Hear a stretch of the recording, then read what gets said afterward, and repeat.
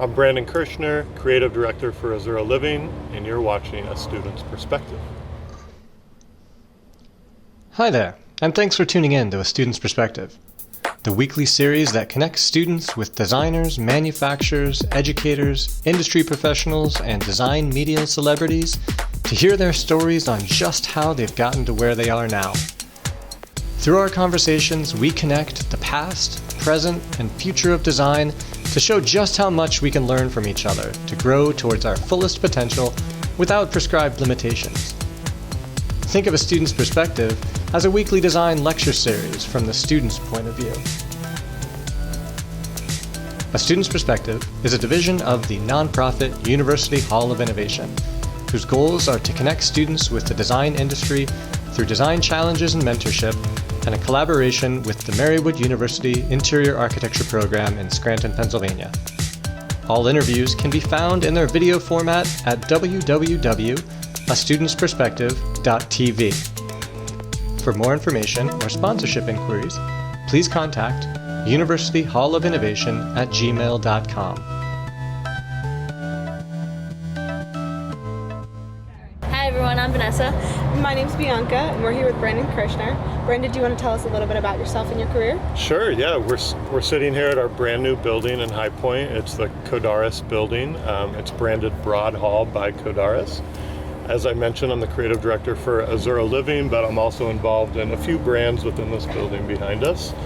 My primary role with Azzurro is everything product development, design, working every day with our factory, developing the brand constantly from content with imagery and video and social, and it's really all things creative direction all in one.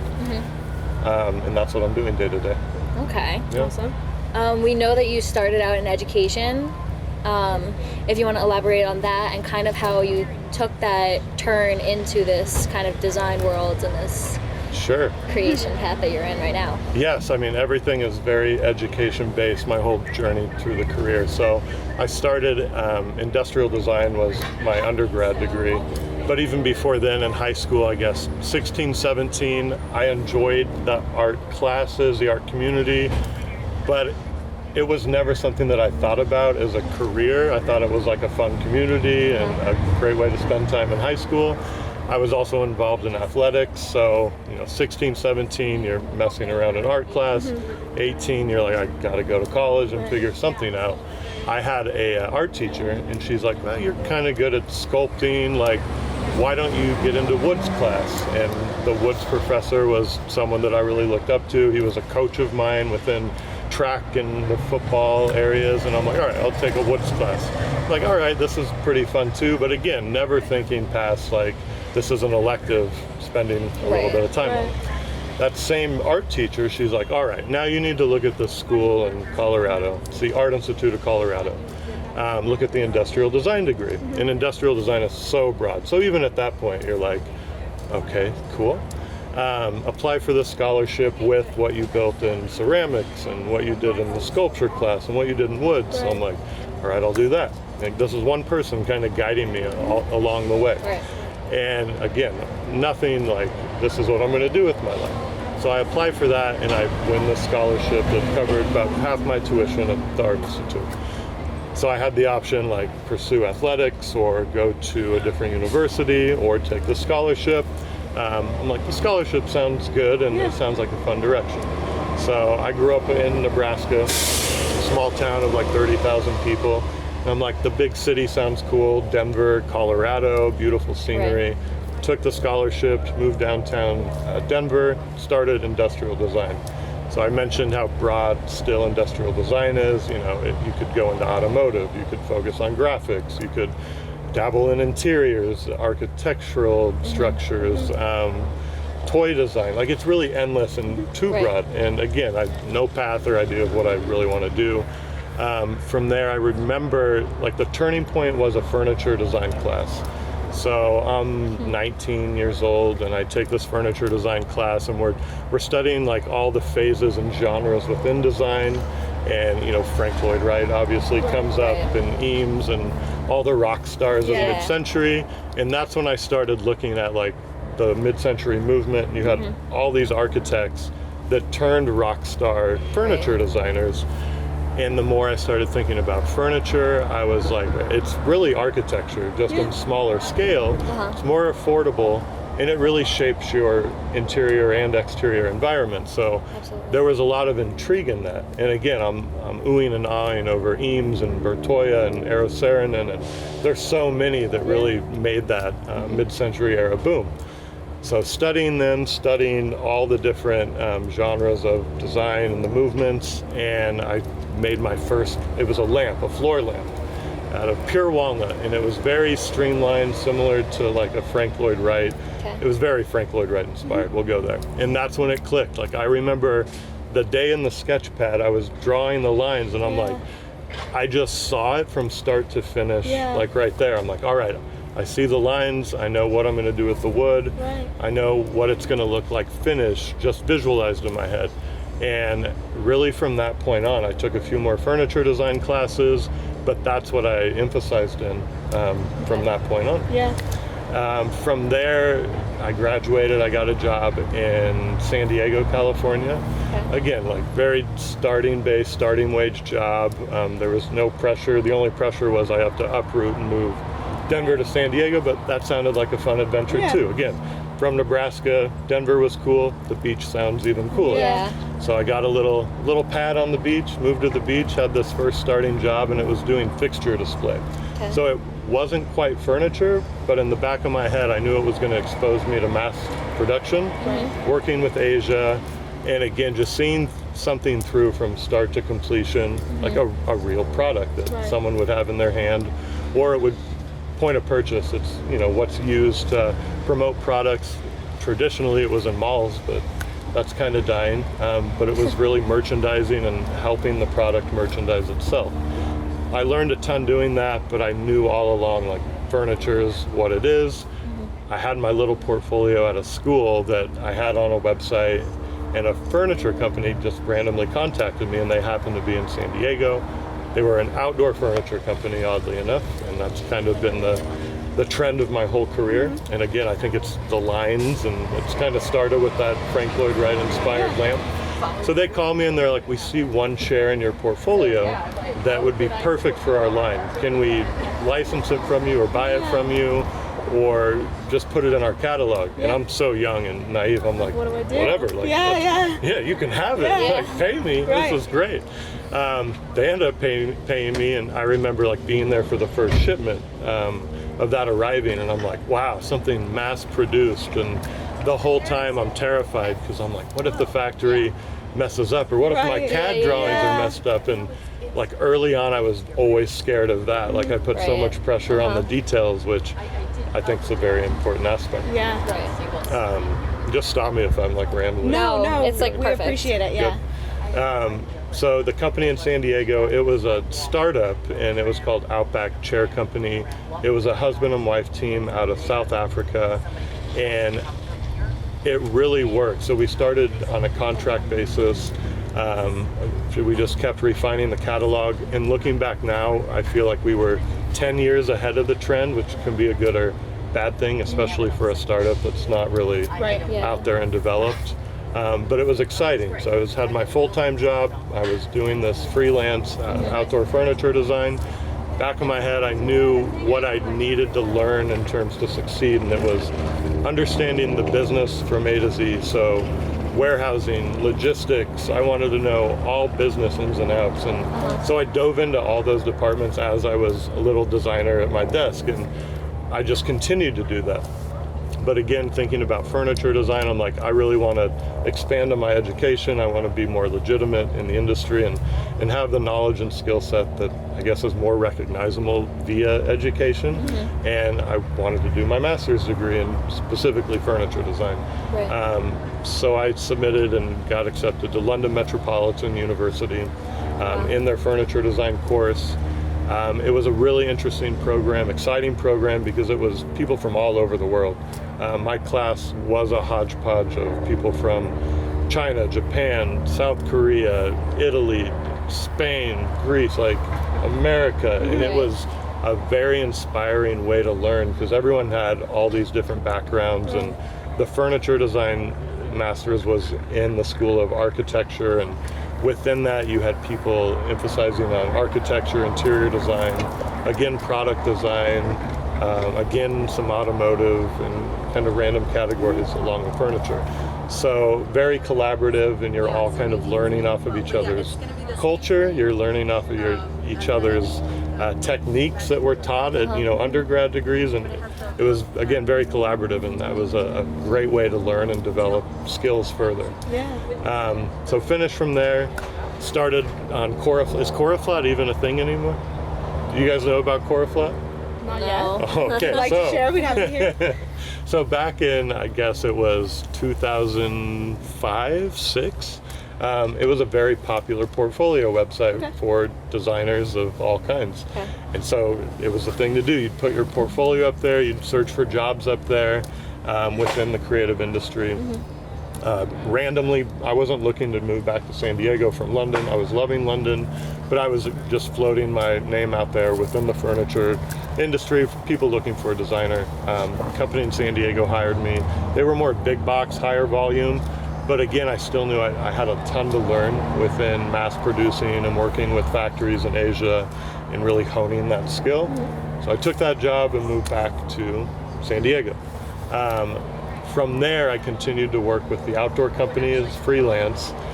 The big box thing was going okay, but the more design-driven, the smaller scale outdoor furniture approach was definitely more my style and lane. Like now I'm painting a picture of what I'm gravitating towards skill set wise and what's working for me in my career, and outdoor furniture was like really it. So I did that full time for a while on a non-contract basis. So traveling to Asia at that point, I started traveling to China when I was 21, 22. So very early on, I started to understand their culture and their way of doing things and the true manufacturing world. There's a lot we can go into just on that topic alone. When working with factories, to me, like the biggest thing was, it was almost business development, and it was looking at it in the eyes of that, of what are you capable of, what the longevity of that partnership's going to be, what their material constraints are, what their like true factory constraints are in terms of machinery and materials and all the above. So I would travel around all over China. Like, again, I'm pretty young at that point, and I'm trying to see it in what I just told you, those eyes and mindset, and I'm just picking out factories based on what they're capable of, and reading the room and the person and seeing if it could become a potential partnership. And I'd find a couple factories, I'd do a couple samples, we'd do some production, and that's kind of a continuous thing, even with what we're doing now. Like, you land on a couple partners that are there with you for the long journey, but you're also shuffling in and out of people who just don't work for whatever reason. So that was a lot early on what I was doing, traveling through Asia, and I continued on through, I guess, the next stage in my career. I left San Diego after working several years with the outdoor furniture company and the volume company for an even bigger volume company they were producing product for all Costco stores internationally, all Walmarts and Targets, and I mean the top 5 retailers in the world, and they had their SKUs in this rollout. In a rollouts, every season of specific furniture products and specific furniture categories that you're continuously feeding. It was this big machine that it never ended, and there was a ton of positive in terms of learning, but there was also a lot of, I think, frustration in that too, because there's some downside in it. Like, it wasn't high-end design, it wasn't high-quality design, it wasn't well-thought design. It was decently made product that was tested very well and that sold to the masses in the world very well. But it was just a machine that it never stopped, and at a certain point I'm like, what am I doing? I feel like I'm feeding a landfill at a certain point. Because especially in that lower priced, higher volume, like, you can't deviate from design too much. Like, you can't get eclectic in looks like with what you see in Azzurro. And so that mindset just really bogged me down, and again, I'm constantly thinking to the next thing, like what should I be doing? And within that time and journey, I've met a couple people that are like, you need to meet so-and-so, you need to meet so-and-so. A good friend of mine introduced me to, I'll call them the founders of Azzurro Living. And the reason why they introduced me, they're like these two guys in Dallas, they own a factory. Completely outright own a factory. So I'll relate that to what I just said of me traveling through Asia, hopping to partnerships, finding partnerships, and that's like a very stressful, time-consuming thing. And now you're telling me there's these two guys in Dallas that own a factory that I could have full control out of, and that I don't have to travel like the world or country continuously. Like I could focus at that one factory. Like that sounds amazing. What do they focus on? It's high-end outdoor furniture. I'm like, even better, let's keep talking. So I started doing contract work for them, and that was going well. And we were at a stage where it was, let's focus building some of these private labels at the factory we're developing for and manufacturing for. And they were doing private label manufacturing for companies globally, but also domestically, and companies that they outright owned as well. So I jumped in, and I was traveling to Asia every other month and helping the factory increase their skills, expand capabilities, expand new looks for those private label companies that they were developing for. So really involved in the whole world of that. At the same point, the three partners now of Azzurro, me and the two others, the founders of this factory I'm talking about, we kept thinking like there's a void in the market of a more design-driven outdoor furniture company, maybe a company that focuses on high performance, more European-driven, more eclectic looks.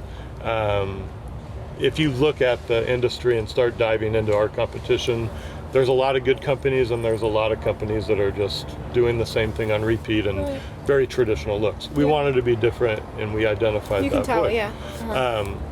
And with that conversation, it's like, well, let's just private label our own company. And we talked about, should we create a new brand? Should we do that? And my 2 cents was like, I love transparency and I love a story. I'm very into branding and identity and that process behind creating a brand.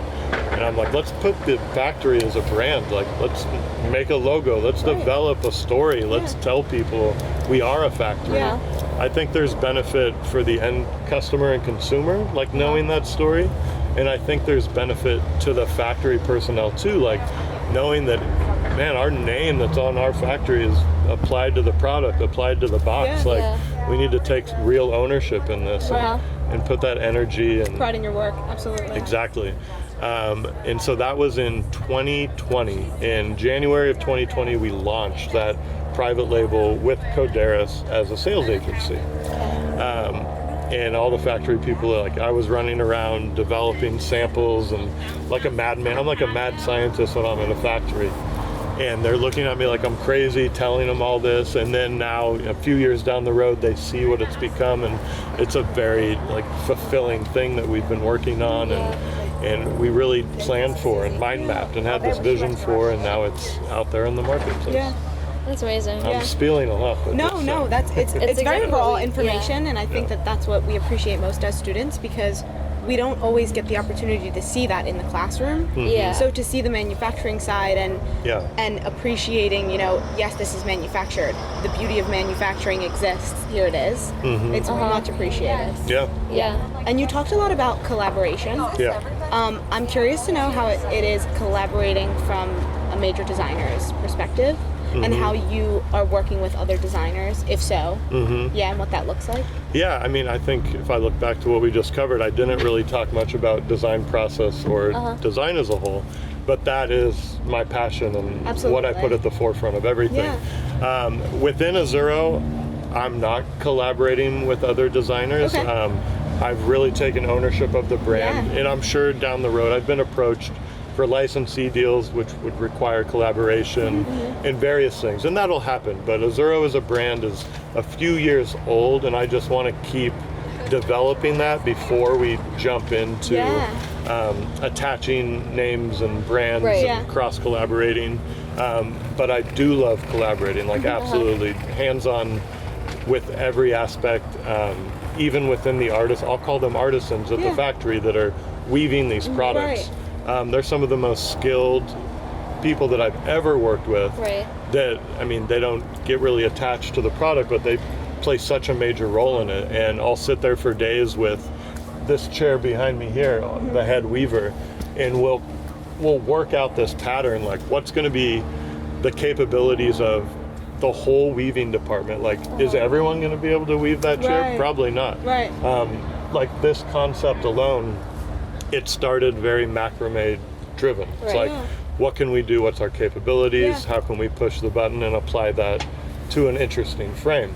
So I'm sitting with the head weaver and we're working through the macrame pattern.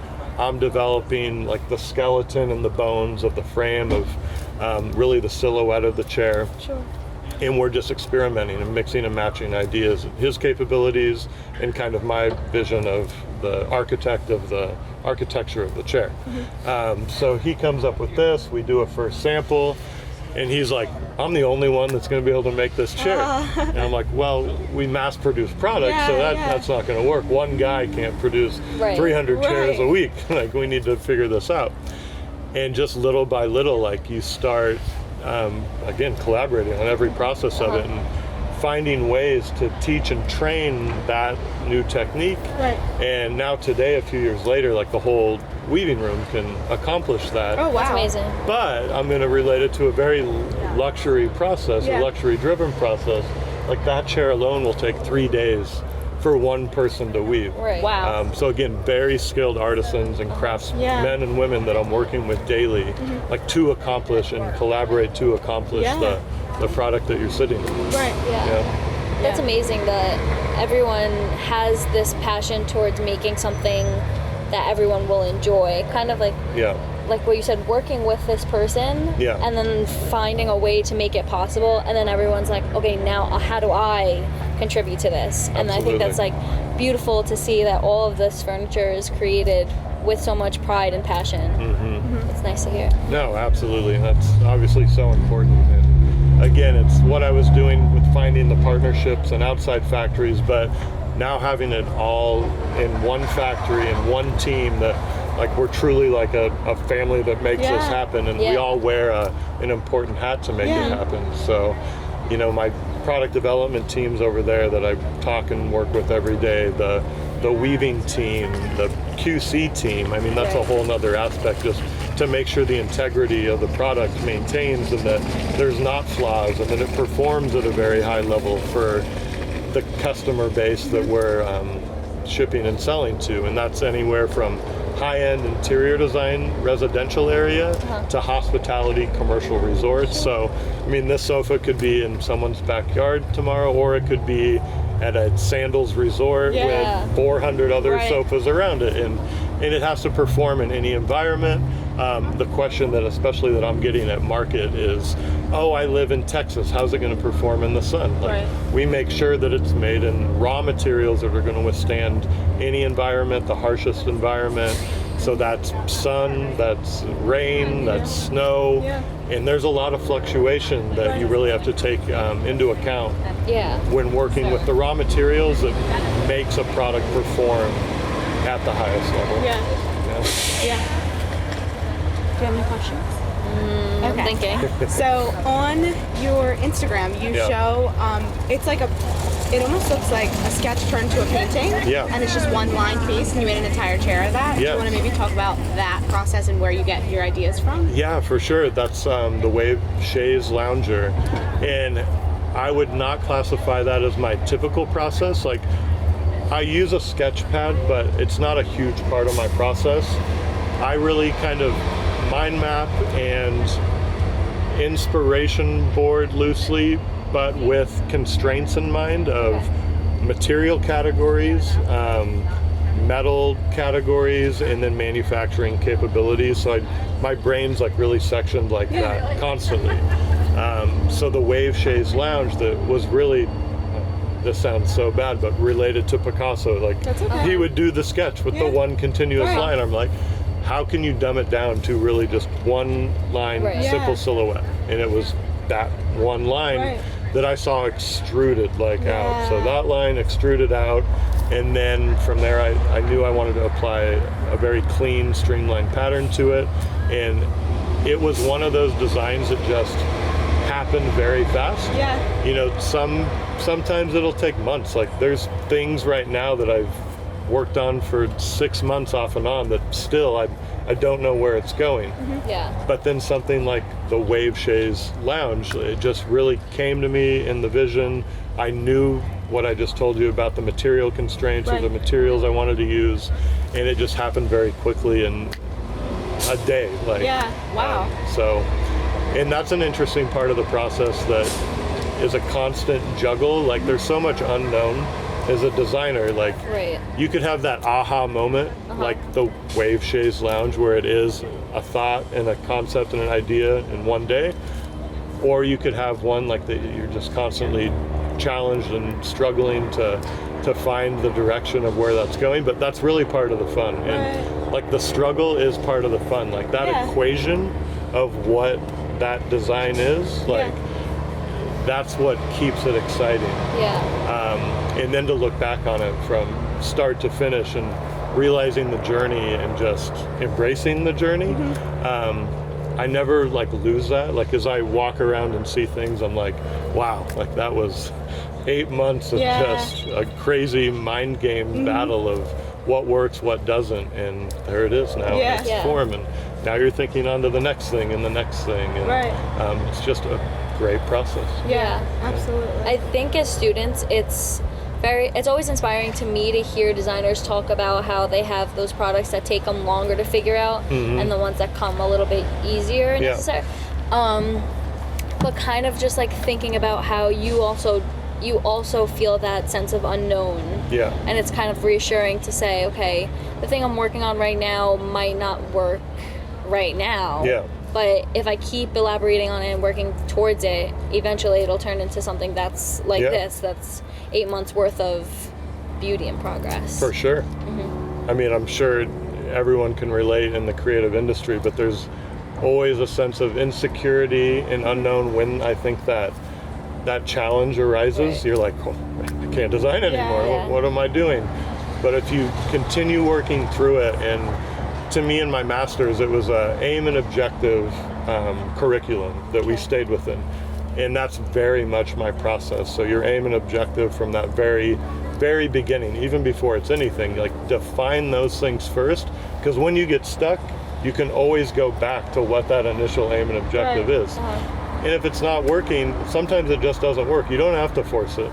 But sometimes if you just realize at the beginning what you were trying to succeed at, it'll just help recenter you, and it'll push you past whatever that block is, and will get you to the finish line or whatever it is. And the aim and objectives can be the most simple, just archaic concepts that you could ever imagine, right? Like, again, I want to develop this sofa and this rope. And how am I going to do it? Like, it's just dumbed down, but it really helps, at least me in my process. How do you decide on materiality and including colors and including the actual material itself and what it's able to function and withstand? Sure. Like I mentioned, all of our furniture has to perform at the highest level outside, which is much different than inside. So there are brands that I've worked with for a lot of my career that I know I can trust and go to. There are a lot of partners in Asia that I know I can manufacture a high performing material based on their capabilities and the quality of their raw material. And quality control is a huge aspect in all of this. So being able to control the process really is the best thing to assure your brain. So again, from a business standpoint, I know I have a great partner who I'm purchasing it from. I know that my team is going to do a great job overseeing it all the way through QC and packaging. And I guess that's where my confidence lies, because all those things are aligned. Colors, as you see, a lot of the line is very neutral. it has to sell at the end of the day. And I prefer a neutral palette. My style is very neutral, so you'll see a lot of that. But with that, it is outdoor furniture, so you have to have a splash of color here and there. So those are things I'm conscious of, and I will continue to put in the line. But it's definitely more neutral based. I feel like the neutrality is a form of that pop, though, because it's not necessarily a pop in color. Like, that's a pop itself, the robe, the use of the robe, rather than any other material. It's just, it creates a curiosity that becomes that pop of color. It's like the absence of color is not detrimental to the design. It's more, it definitely draws your eye in. I'd say another thing to add is within this building we have 12 vendors, and it is very interior design driven. So you're going to have a designer on top of the product design that's going to come and do a custom cushion, custom accent pillows, custom throws, custom rugs, custom environments around it in that splash of color. So I almost think that I can leave the framework interesting, the silhouette interesting, the materials neutral, and then the interior designer can really take it to the next level or make it work for whatever environment that they're developing. And that's the beauty of design. Taking this, like, as simple as it is, there's meaning behind it, but also being able to place different types of qualities and different types of materials. I think mixing and pushing, pulling, creating a different experience is super important, especially for design like this. Absolutely. I'd say relating to my process, again, it's very furniture and product design driven. And within that, I'm using a lot of CAD software, so SolidWorks. So line drawings and black and white is really how I'm developing these designs. And so the neutral outcome of that is that just colored neutrally. And I think the design should speak for itself in terms of the architecture of the design. So again, that aha finish moment to me really is walking around a product, even if it's three-dimensionally, that it's interesting from every angle, the proportions work, the silhouette works, there's interest, and that it's different than what you've seen. Like, furniture is hard because there's so much furniture. Again, the landfills are full of furniture, and to get to that point, it's a bit crazy that we're sitting here trying to continuously redevelop furniture. But once you achieve something that you feel you've never seen out there, that's kind of, to me, that finished product. It's a really rewarding process. Oh my gosh, the best. And we're trying to also challenge ourselves as students currently at this part of our career to create interior exterior spaces. And like, even in this showroom, you can see, you know, there's a specific space. There's a sense of space in every compartment that you're going into, even though it's open. You know, so it's really interesting how you guys are able to create that through materiality and through color, even that's like, even if it's neutrality, but still, There's a big benefit of being a part of a sales agency that carries multiple vendors like this, because that's a natural collaboration just there. So walking through the showroom behind us, like, you'll see every vendor mixed in together, and it is exciting that it all works and that we can all promote and play off of each other. Definitely. I think you've spoken a lot about your journey and how you've gotten to this point, which is super inspiring as a student and someone that's going to graduate soon, hopefully get my master's. Everything you've said has kind of like put it in perspective for me, like taking these different routes and journeys. So our final question for you is, what advice would you give your student self as who you are now? My student self. Or your past self, whichever. Yeah, my past self. Let me think about that a little more. That's a very deep question. And I thought about it after you mentioned it. And I couldn't get to a great answer. It takes a lot of thought. Yeah, it does. My student self. A lot of self-reflection. Well, let's think about like what I've said. It was a couple key people that really helped guide me and push me to the right place at the right time. So much of it has been about timing, and I think that is manifested. And I think that process of it being manifested was just realizing what your skill set is and truly having an emphasis. It came natural to me, but thoughtfully. But once you identify what that is that's working, just continue pursuing like that interest and that passion. Because if you quit, you'll never know what the potential was. So that's probably what I'd say. Yeah. Thank you. Yeah. Much appreciated. From our standpoint, it's very much appreciated. Absolutely. Because it's a little difficult to see, that sometimes you have a great mentor, and sometimes you are on your own a little bit in that discovery, and it's like, don't stop just because you're on your own. Keep pushing until you find that next opportunity that you can pursue. Yeah, absolutely. I mean, education was, again, such a huge part of all this, from high school to college to grad school. And one thing I didn't mention is I taught for a year. So I taught at the Art Institute in San Diego, and again, just the educational aspect of the creative process is so important.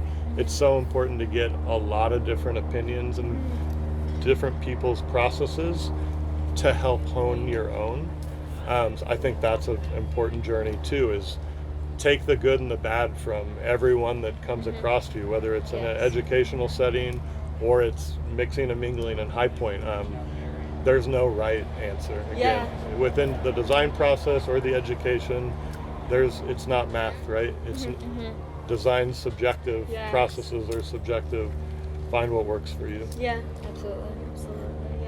Thank you so much. Absolutely. Thank you for this conversation. That's like we're saying for like this entire trip is just thank you. Absolutely. Because it's like, All right, thank you for this conversation and all the advice you have given us. We really appreciate it, and I really think that all the students are gonna enjoy this and take what you said into consideration and for their journeys. So if you enjoyed this video, make sure you like, comment, and share, and join us next week from a student's perspective. We hope you liked this discussion with the design industry from a student's perspective. Please like, share, and comment, and stay tuned for more inspiring conversations to come.